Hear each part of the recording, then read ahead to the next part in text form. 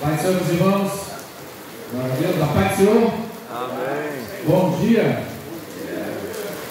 Gostaria de pedir a todos os funcionários, por gentileza, se pudesse colocar isso sentado sobre as cadeiras, amém? Aqueles que estão na empresa aí, amém? Puderem vir para cá, vamos cultuar a Deus nessa manhã, para vocês passarem um dia abençoado, amém? Nessa manhã eu quero agradecer ao Senhor mais uma vez o plano de vida, a qual Ele nos concedeu. Eu queria que vocês colocassem sobre os seus pés, por gentileza. Nessa hora nós vamos fazer uma oração especial. Queremos os pastores aí também intercedessem pela vida de um funcionário que está enfermo, sofreu um acidente, é o Cláudio Novo, creio que é isso, tá? Dele. Se você puder, pela sua fé, pela minha fé, porque eu tenho fé. Eu creio no Deus do impossível, mesmo Deus que Ele é onipotente, onisciente, onipresente, que se faz presente em todos os lugares. Eu creio que Ele pode ir lá agora e fazer um milagre na vida do Cláudio. Me ajuda a orar por Ele. Soberano Deus eterno, maravilhoso Pai.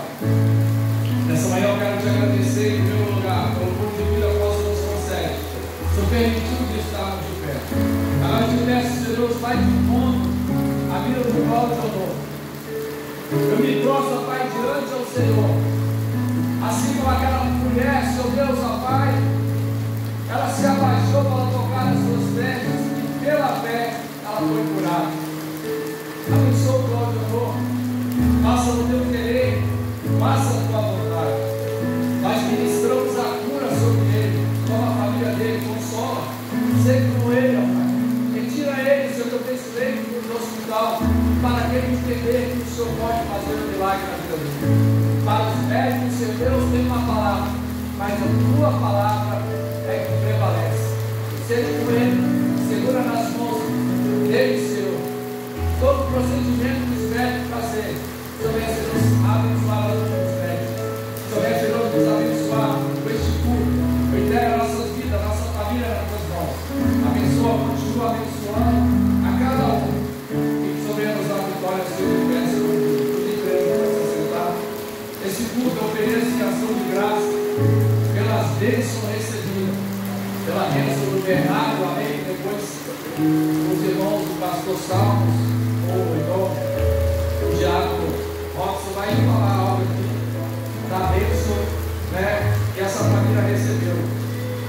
Porque hoje Deus já fez um milagre na vida deles, nas nossas vidas, e ao corpo de Deus. E hoje eu ofereço esse culto de ação de graças pela vida do Bernardo, para que Deus possa continuar abençoando o Bernardo, o Vicente, a Helena, a Priscila, o irmão Paulo, toda a família. Amém? Deixa um texto para você, para a meditação da sua vida. João 14,6 diz assim: disse-lhe Jesus, eu sou o caminho, a verdade e a vida. Ninguém vem ao Pai se não for mim. Amém? Aí tem uma cor aí que está na sua cadeira, aí no seu assento. Que Deus possa abençoar, que Deus possa usar os ministros de louvor. Amém? Usar o pastor Tiago para falar conosco nessa manhã.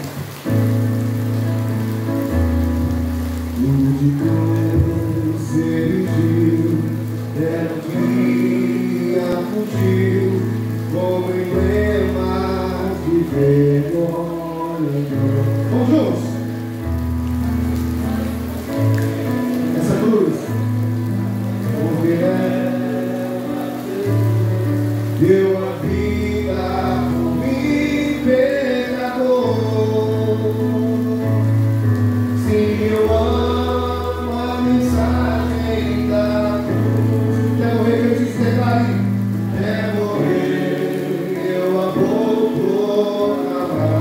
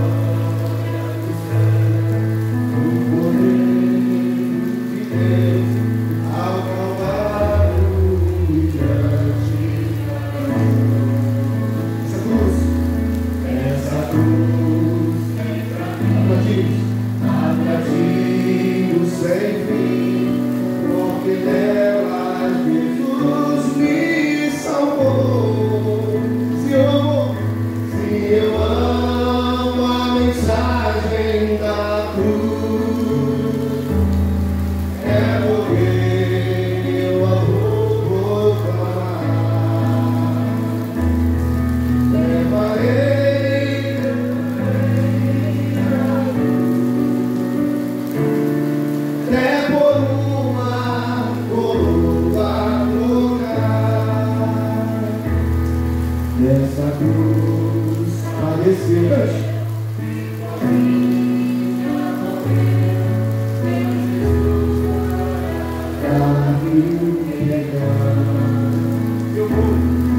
Eu me alegro na cruz, graça e luz, santificação. Se eu amo desse forte, se eu amo a mensagem da cruz, é morrer, eu a vou proclamar. Levarei eu também minha cruz, é por uma coroa trocar. Eu aqui com Jesus Santo. A vergonha da cruz, quero sempre levar isso. Cristo vem. E com ele uma parte da glória. Se eu amo a mensagem da cruz, é morrer, eu a vou proclamar.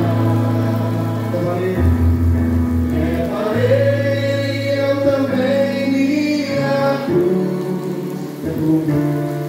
é por uma coroa trocar. Se eu amo a mensagem da cruz, é morrer, eu a vou proclamar. Levarei eu também minha cruz, é por uma coroa trocar. Deus, que seja nossa oração cantar nesse dia de hoje, Pai. Que seja, Deus amado, um tempo, Deus amado, não só nesse momento que nós tiramos, ó Deus, de introspecção daquilo que foi Jesus, mas que seja em 2025, Pai amado, todos os dias dizendo: Deus, Tu és o meu Redentor. Essa cruz tem um significado muito grande. Pai, não deixa, Pai, porque nós viemos, ó Deus, a viver na liturgia, na religiosidade. Ó Pai, no credo que se não comer carne, se comer carne. Não, Deus, não é isso não. Obrigado, Pai, pelo entendimento dessa empresa. Obrigado, Pai amado, pelo desprendimento de poder entender que todos os dias é necessário, Deus amado, adorarmos ao Senhor. Todos os dias é necessário entregarmos o nosso ser ao Deus Criador. Todos os dias, Pai, é necessário, Deus amado, nós rompemos, ó Deus amado, a nossa capacidade de entender, para entender aquilo que Deus é. Senhor, obrigado, Pai. Obrigado pela morte da cruz, obrigado pela ressurreição. Não deixa, Pai, que eu honre e faça, seja, Deus amado, o motivo maior, não. Mas que seja todos os dias Cristo renascendo, Cristo ressurreto, vivendo em cada família, em nome de Jesus. E que a Tua palavra essa manhã seja, Deus amado, ó Deus, sempre, ó Deus amado, nossa bússola, regra de fé e prática, em nome de Jesus. Pastor Tiago, com a palavra em nome de Jesus.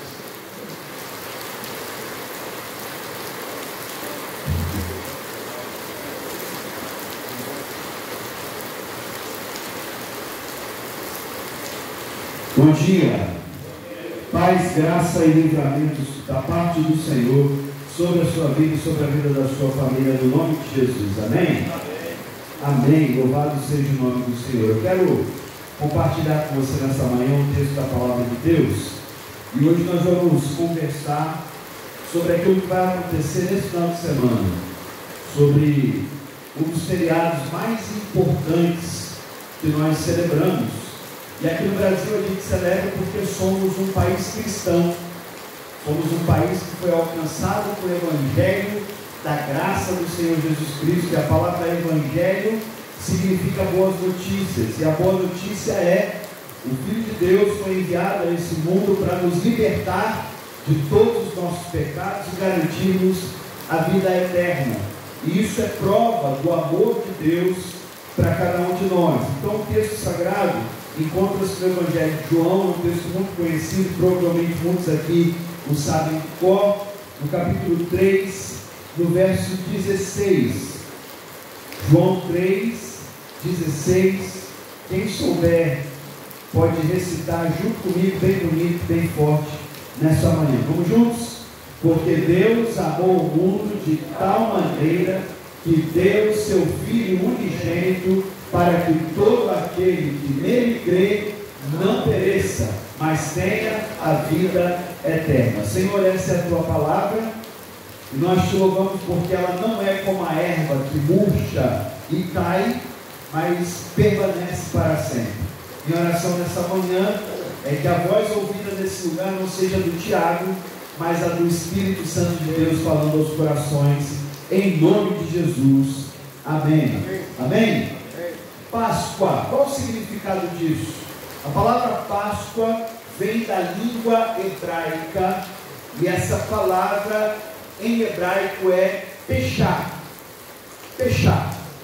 E você vai entender o significado daqui a alguns instantes, mas para que nós entendamos a Páscoa, é necessário que a gente volte lá no princípio de todas as coisas. Quando nós nos debruçamos sobre a palavra, o primeiro livro da Bíblia se chama Gênesis. E Gênesis significa início, princípio. E nós vemos o poder de Deus se manifestando sobre o planeta Terra, mas de maneira ainda mais intensa se manifestando quando Ele cria o homem e a mulher à sua imagem e à sua semelhança. E há um propósito na criação da humanidade. O propósito é que essa humanidade tivesse um relacionamento de amor com o seu Criador, com Deus. Prova disso é que lá no livro de Gênesis nós encontramos o registro de Deus na viração do dia, ou seja, todas as tardes ele descia do céu para ter um encontro com Adão e Eva no jardim do Éden. E essa relação era intensa, era especial e era maravilhosa. Relação onde Deus ensinava ao homem que foi criado por Ele, a sua imagem e semelhança, o que ele deveria ser, o que ele deveria fazer, dando a esse homem autoridade sobre os animais da terra, sobre as plantas, dando a ele a oportunidade de dar nome a todas as coisas que foram criadas. E havia uma orientação, porque naquele jardim maravilhoso haviam duas árvores especiais. Uma delas era a árvore do conhecimento do bem e do mal. E Deus deu a seguinte orientação: do fruto dessa árvore vocês não podem comer, na verdade vocês não podem nem tocar. E existe a árvore do fruto da vida eterna. Duas árvores plantadas pelo Senhor, especiais naquele lugar. E então o homem mal influenciado por aquele que cometeu o primeiro pecado lá no céu de glória, se voltando contra Deus, é expulso de lá junto com sua hoste de maldade. Satanás, travestido de serpente, engana a mulher, engana o homem e os induz ao pecado. A palavra pecado é literalmente errar o alvo. O pecado está relacionado à desobediência, e foi exatamente isso que aconteceu no Éden. O homem e a mulher comeram exatamente do fruto que Deus havia proibido. Trouxeram sobre eles castigo e condenação. Deus, quando chega na viração do dia, não encontra Adão e Eva como encontrava todos os dias, esperando-o com expectativa. Agora eles estão escondidos, porque perceberam que estavam nus e sentiram vergonha de Deus. E Deus, já sabendo tudo aquilo que havia acontecido, pergunta para eles: por que vocês comeram do fruto? E ali o pecado já começa a se manifestar, porque o homem não assume a sua responsabilidade, põe a culpa na mulher, a mulher não assume a sua responsabilidade, põe a culpa na serpente, e a serpente não tinha quem mais acusar. Todos então são condenados, todos então recebem castigo da parte do Senhor. Mas ainda que no castigo, Deus revela o seu amor. Deus faz o primeiro sacrifício da história humana, porque o texto sagrado diz que Ele faz vestes de peles de animais para Adão e Eva cobrirem a sua nudez.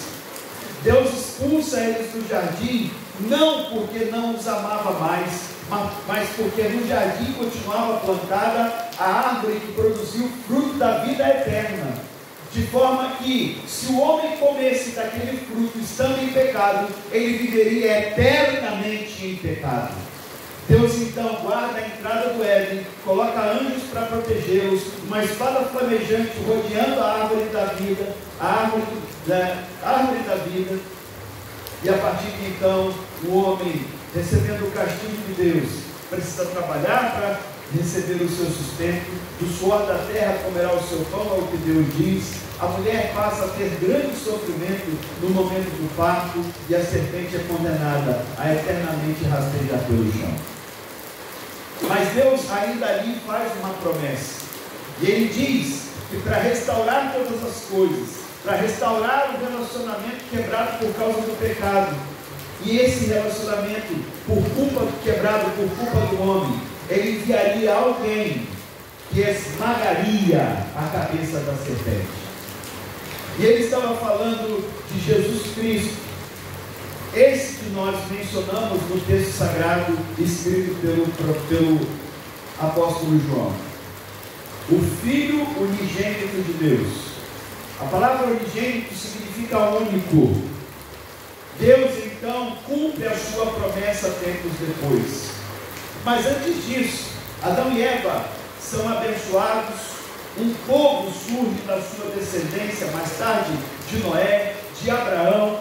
Esse povo é escolhido como povo de Deus, e esse povo então, diante da descendência de Abraão, que tem 12 filhos, esses 12 filhos então geram 12 tribos que vão formar a nação de Israel, mas em determinado momento eles são levados cativos para o Egito. Eles são condenados ao cativeiro, depois de algo muito maravilhoso que acontece, pois Deus envia José, um dos filhos de Jacó, filho de Abraão, para que o povo não perecesse por causa da fome. Mas o povo cresce muito no Egito, e o faraó, que não conhecia José, condena esse povo então à escravidão. 430 anos de escravidão e de sofrimento no Egito. Até que, no capítulo 3, Deus resolve convocar um homem que fazia parte dessa nação e que desde o seu nascimento foi escolhido para um propósito. Alguém que no Velho Testamento, no Antigo Testamento, a palavra de Deus, a primeira parte da Bíblia, já faz referência para nós a Jesus como resgatador do povo de Israel, lá da escravidão do Egito. E Moisés então ouve da boca do próprio Deus: tenho visto o sofrimento do meu povo no Egito e desci para ajudá-los. E ele usa o profeta, ele usa o servo de Deus, ele usa o sacerdote Moisés para libertar seu povo daquela escravidão. Vocês já ouviram falar que na saída do Egito o Mar Vermelho se abriu, que eles passaram 40 anos no deserto, que no deserto eles foram sustentados com o maná, o pão que caía do céu, com carne, com água boa. Mas antes de tudo isso acontecer, ainda no Egito, foi necessário que Deus enviasse 10 pragas para convencer o faraó a libertar o povo de Deus. E a última praga foi a pior delas: a morte de todos os filhos primogênitos dos egípcios, inclusive o filho do faraó. Mas antes dessa praga ser promulgada, pastor Saulo, Deus deu uma orientação ao seu povo através da vida de Moisés. E ele orientou o povo dizendo: vocês vão matar um cordeiro e vão pegar o sangue desse cordeiro e passar nos umbrais da porta das suas casas, de forma que quando a última praga for promulgada e o anjo da morte passar, ao ver o sangue na porta, perceberá que aquela família faz parte da família do povo de Deus, e esses filhos serão poupados. Há uma matança intensa e todos os primogênitos, os primeiros filhos dos egípcios, morrem.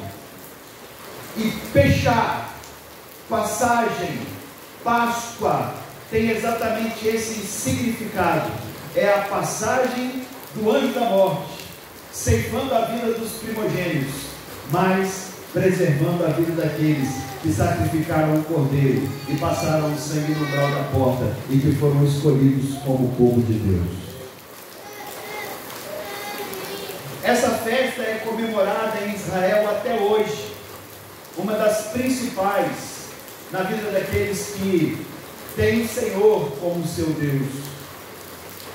Mas nós, que reconhecemos Jesus a partir do momento que Ele veio, e fizemos dele o nosso único e suficiente Salvador, a nossa Páscoa é comemorada pela passagem, pelo pechá do Filho de Deus neste mundo.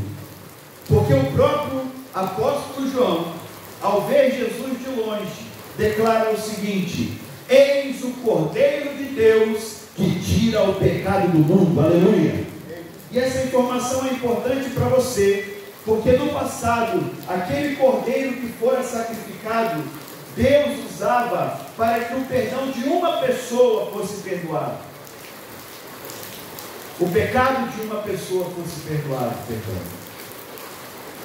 De forma que se você vivesse naquele tempo e você cometesse um pecado, era necessário que você sacrificasse aquele animal e queimasse a sua carne, para que aquela oferta ao Senhor alcançasse o altar de glória do nosso Deus, e Ele então entendesse que você estava pedindo perdão pelos seus pecados. Mas quando Jesus abandona a sua glória, porque Ele morava no céu com Deus, Ele é o próprio Deus, e vem a esse mundo como um menino na cidade de Belém de Judá, lá em Israel, ele cresce, se torna um homem inteligente, um mestre, tem discípulos seguindo ele, multidões também queriam estar perto, porque ele era alguém que falava de maneira poderosa, que realizava milagres, sinais, prodígios e maravilhas, e ele tinha uma mensagem. E a mensagem de Jesus era simples: arrependei-vos, porque é chegado o reino de Deus. Arrependei-vos, porque é chegado o reino de Deus. E Jesus pregava essa mensagem porque o seu povo era um povo corrompido por causa do pecado, como Adão e Eva lá no princípio de todas as coisas. Mas diante da declaração e da profecia de João, eis o Cordeiro de Deus que tira o pecado do mundo, aos 33 anos de idade, Jesus se entrega para ser sacrificado, sem ter nenhum pecado, sem ter nenhuma culpa. Ele é pregado na cruz do Calvário, pregos em suas mãos, em seus pés, uma coroa de espinhos é colocada na sua cabeça, ele é espancado, ferido, uma profecia cumprida. Mais de 700 anos depois, quando o profeta Isaías diz: pelas suas pisaduras nós fomos sarados, e o castigo que nos traz a paz estava sobre ele. Isaías diz isso, gente, porque Jesus não pecou, os pecadores somos nós, então a cruz era para mim e a cruz era para você. Mas Jesus tomou o nosso lugar. E hoje, para nós, o significado da Páscoa é a passagem do Filho de Deus neste mundo, entregando a vida dele por amor a mim e por amor a você. Se ele foi o Cordeiro de Deus, o sangue que ele derramou na cruz do Calvário é suficiente para perdoar o pecado de todo ser humano espalhado pela face da terra. Por isso o texto é claro: porque Deus amou o mundo. João não está falando do planeta Terra, João está falando da humanidade criada por Deus à sua imagem e à sua semelhança. O mundo que João menciona somos eu e você, os nossos familiares, cada pessoa espalhada pela face da terra. Deus amou o mundo de tal maneira que deu seu Filho unigênito, para que todo aquele que nele crê não pereça. Sabe, você não precisa pagar nenhuma indulgência, você não precisa pagar nenhuma penitência, você não precisa dar nenhum tipo de quantia, ou entregar isso em qualquer lugar. Você não precisa, como no passado a Igreja Católica Apostólica Romana pregou, que você precisava comprar determinadas coisas para garantir a sua vaga no céu, indulgências. A Igreja Católica Apostólica Romana ficou milionária porque vendia a salvação, e a palavra de Deus nunca cobrou pela salvação em Cristo Jesus. Ela é de graça, e ela está disponível a todo que crê. Paulo declara aos Romanos, capítulo 10, verso 9: se você confessar com seus lábios e crer em seu coração que Jesus Cristo é o Senhor, você será salvo. Muitas igrejas evangélicas erroneamente têm pregado por aí uma teologia que não é bíblica, a chamada teologia da prosperidade, onde eles anunciam que se você receber Jesus como Salvador e Senhor, você vai ter prosperidade, você vai ter carro, você vai ter casa, e se você não tiver, é porque você não tem fé, ou você é alguém que está em pecado. Mas não é isso que a palavra de Deus diz. O próprio Cristo diz em João 16:33: no mundo tereis aflições, mas tenham bom ânimo, eu venci o mundo. Aleluia, aleluia. O que Jesus anuncia e prega é: arrependei-vos, pois é chegado o reino de Deus. E eu estou aqui nessa manhã para dizer para você, como o ministro do Evangelho, autorizado pelo Senhor e pela minha igreja, que a única coisa que você precisa fazer para garantir a sua vida eterna e não deixar de lado e nem virar as costas para esse sacrifício que foi feito por Jesus é crer que Ele morreu para que o sangue dele pudesse perdoar os seus pecados. Só isso. Acreditar em todo o seu coração. Eu termino a minha palavra dizendo algo muito especial e poderoso para você. Talvez você já tenha ouvido isso em algum momento, mas eu gosto de repetir em momentos de Páscoa. Existem muitas religiões, muitas crenças, e eu não estou aqui para falar mal de nenhuma delas. O que falei da igreja católica, o que falei da igreja evangélica e algumas delas, é uma realidade, é o que aconteceu. Todos nós estudamos isso lá no ensino fundamental, na escola, porque faz parte da história. Aprendemos isso. Mas na religião budista, o Deus que é adorado é Siddhartha Gautama, o Buda. Mas se você for até o túmulo de Buda, os restos mortais dele estarão lá. E a inscrição será: aqui jazem os restos mortais de Buda. Se você for ao túmulo de Maria, mãe de Jesus, a inscrição estará lá: aqui jazem os restos mortais de Maria. Se você for ao túmulo de Maomé, o criador do islamismo, no túmulo dele a inscrição será: aqui jazem os restos mortais de Maomé.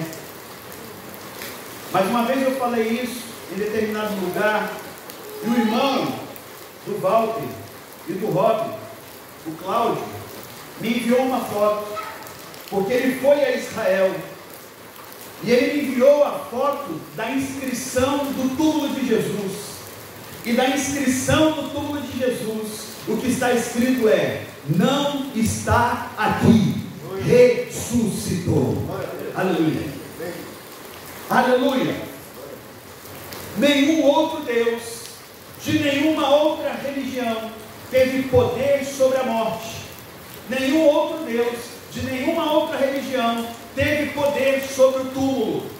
Nenhum outro Deus, de nenhuma outra religião, ressuscitou. Apenas Jesus. É por isso que Ele é o verdadeiro Deus, o único que deve receber o nosso louvor e a nossa adoração. E mais, depois de ressuscitar, Ele passou 40 dias com seus discípulos e voltou para o Pai, porque há uma promessa, a única promessa que ainda não foi cumprida na palavra de Deus.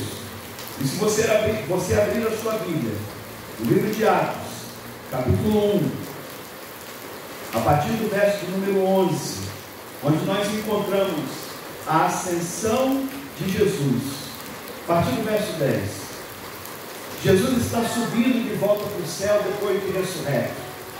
Os seus discípulos e outras pessoas estão admirados, olhando Jesus voltando para o céu. Verso 10 do capítulo 1: E eles ficaram com os olhos fixos no céu enquanto Jesus subia. De repente, surgiram diante deles 2 homens vestidos de branco que lhes disseram: Galileus, por que vocês estão olhando para o céu? Este mesmo Jesus que dentre vocês foi elevado aos céus, voltará da mesma forma como o viram subir. Aleluia! Agora, a única coisa que eu preciso dizer para você, terminando a minha palavra: por favor, não despreze a Páscoa e o significado real dela. E saiba que a Bíblia tem e revela sinais da volta de Jesus. Guerras e rumores de guerra. Fome pelo mundo afora. Filhos matando pais e pais matando filhos. Desastres naturais, terremotos, maremotos. Tudo isso nós estamos vendo acontecer. Tudo isso nós estamos vendo acontecer. Jesus está às portas e Ele está voltando. Só que quando a trombeta soar e o céu se abrir, a Bíblia diz que todo olho verá. Mas nesse momento não vai adiantar mais você colocar o joelho no chão e dizer: agora que eu estou vendo, eu creio. Não. O momento de você tomar uma decisão ao lado do Senhor Jesus é agora. A palavra de Deus declara que bem-aventurados são aqueles que não viram e creram. Sem fé é impossível agradar a Deus. Então, o meu desafio para você é: creia na história da Páscoa. Creia na verdade de que Jesus é o Cordeiro de Deus que tira o pecado do mundo. Creia que Ele foi enviado por Deus por amor a você e para perdoar os seus pecados. E creia que se você recebeu como Senhor e Salvador da sua vida, a sua vida eterna lá no céu junto com Ele estará garantida. Basta crer. E se você crer, eu queria que você fechasse os seus olhos, colocasse a mão no seu coração e com toda a fé repetisse essa oração comigo, por favor. Senhor Jesus, eu creio que Tu és o meu Salvador. Eu creio em tudo aquilo que a Bíblia registra sobre o Senhor. Eu creio que o Senhor morreu e que o Senhor ressuscitou e derramou seu sangue para me salvar. Então agora eu confesso com os meus lábios que Jesus Cristo é o meu Salvador, Senhor, porque eu já creio no meu coração. Amém. Se você fez essa oração de maneira sincera e real, creia que o seu nome está escrito no livro da vida com letra de ouro e ninguém mais pode apagar. E quando você morrer, ou quando Jesus voltar, haverá o cumprimento de uma profecia feita pelo próprio Cristo para você. Nós lemos João 14,6, né, pastor Divaldo? Mas antes, lá no versículo 1, Jesus diz assim: não se preocupe, não se turbe o vosso coração. Creio em Deus, creio também em mim.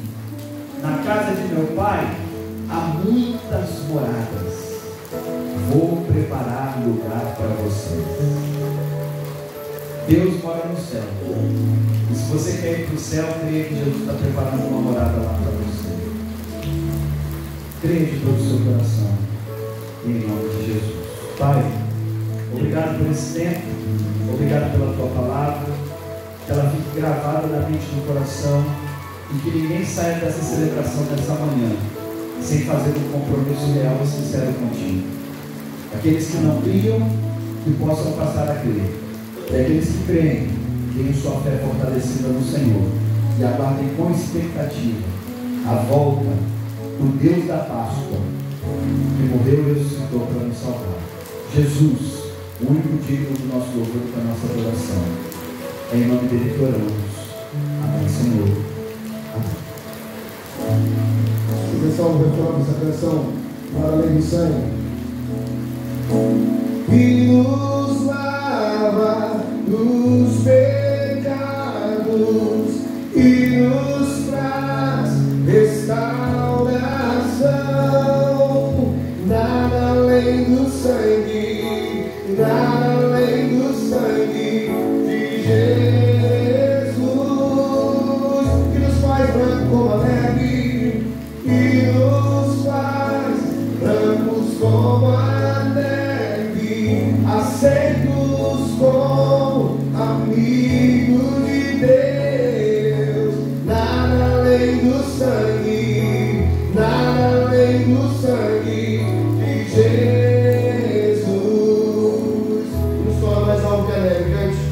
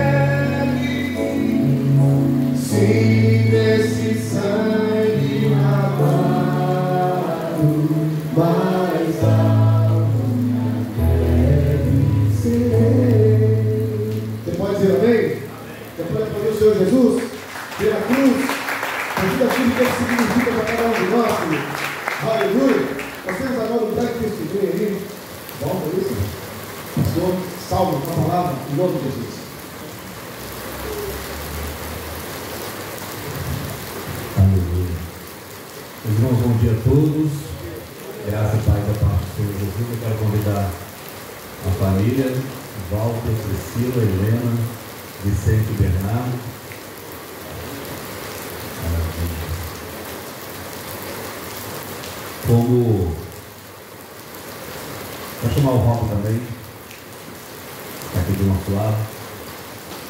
Como o pastor Nivaldo disse, esse culto é um culto de ação de graça, pelo cuidado de Deus para com essa casa e com essa família, que são muitos, mas em especial pela vida do bebê, o neném, que é o Bernardo, cujo a possibilidade de ter nascido com uma dificuldade nos olhos era real, mas a mão do Senhor esteve ali desde a gestação até o nascimento do Bernardo, para guardar e preservar e livrar dessa situação ruim. E a família vem essa manhã aqui, diante de todos vocês, dar um testemunho do poder de Deus e mostrar como o favor de Deus e como vale a pena estar debaixo desse favor de Deus pode fazer com que a vida da gente seja uma vida de alegria e de celebração. Por isso essa família está aqui hoje dando esse testemunho do cuidado de Deus sobre os olhos do nosso amado Bernardo aqui. Graças a Deus nasceu com perfeição para a glória de Jesus e que está num processo para ficar ainda melhor aquilo que Deus já confirmou como bênção. Em nome de Jesus. Tem um versículo, livro de Salmos de número 103, que eu quero ler para os irmãos, que diz assim: bendize, ó minha alma, ao Senhor, e tudo que há em mim, bendiga o seu santo nome. Bendize, ó minha alma, ao Senhor, e não te esqueça de nenhum dos seus benefícios. E é isso que a gente está fazendo aqui, bendizendo ao Senhor e não se esquecendo de nenhum dos seus benefícios, e hoje em especial na vida do Bernardo. O que o Robson quer falar? Aqui?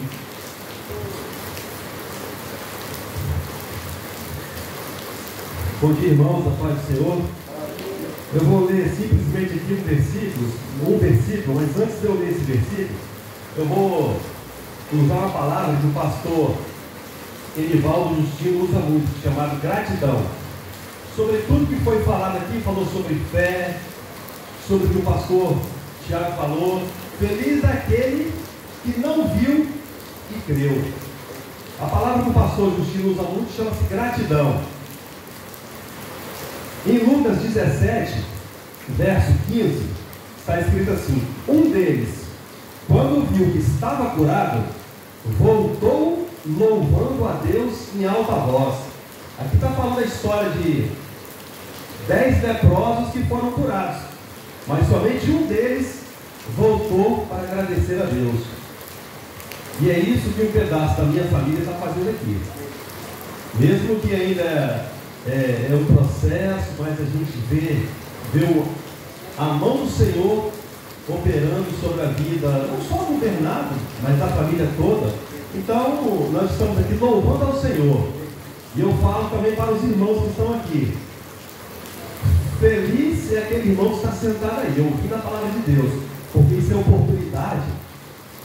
E não é em todo lugar que você vai poder, numa quinta-feira, na sexta, mas hoje, devido ao feriado de amanhã, tem-se a oportunidade de ouvir a palavra de Deus. Isso aqui chama-se riqueza. E riqueza também da parte dos irmãos, que dedicam o tempo de vocês para estar ouvindo a palavra de Deus. Então fica aqui, da minha parte, o agradecimento a Deus pela visão do meu sobrinho, que a cada dia se tem melhorado. Louvado seja Deus. Eu passo a palavra para o nosso pastor novamente. Quero convidá-lo a estar em pé. Nós vamos fazer uma oração de agradecimento. Vamos agradecendo a Deus. Senhor, nós te louvamos, de todo o nosso coração te bendizemos, rendemos a ti glória e louvor, tributamos a ti a honra que lhe é devida.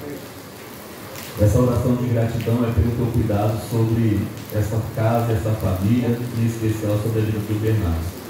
Receba a nossa gratidão, o nosso louvor. Obrigado, Senhor, obrigado mesmo, obrigado de coração, porque o Senhor é bom e a tua misericórdia dura para sempre. Nós temos visto a tua bondade aqui e agora vem diante dos nossos olhos.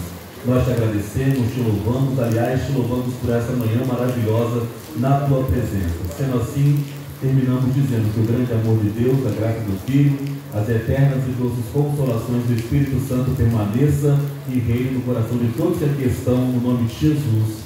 Amém. Amém, meus irmãos. Está encerrado. Deus abençoe.